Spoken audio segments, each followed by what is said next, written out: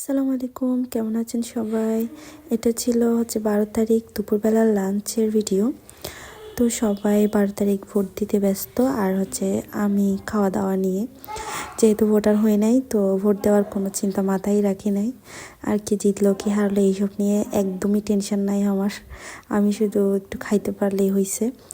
তো 12 তারিখ দুপুরবেলা প্রথমেই নিয়েছিলাম সাদা ভাত, সাথে ছিল মাখা একটা আলু ভর্তা।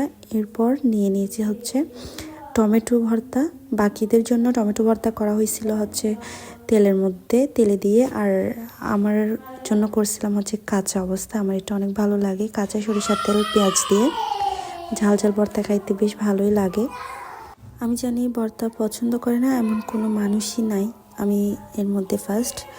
তো এরপরে নিয়ে নিলাম ঘন ডাল, সাথে ছিল মুরগিটাকে রান্না করছিল, বাট আমি আমার জন্য একটু করে ফ্রাই করছি।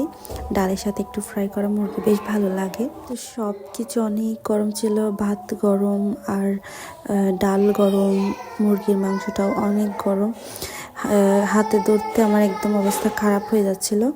আমি একটু টমেটো ভর্তা মিক্সড করে খাচ্ছিলাম, যেহেতু ডাল মধ্যে ঝাল হয় না, তো একটু ঝাল লাগার জন্য আমি টমেটো ভর্তাটার সাথে একটু মিক্সড করে খাচ্ছিলাম। অসাধারণ লাগতেছে খাইতে। তো কারা কারা ভোট দিতে গেছেন আমাকে কমেন্ট করে জানাবেন। আজকের ভিডিওটা এই পর্যন্তই, সবাই ভালো থাকবেন, বাই।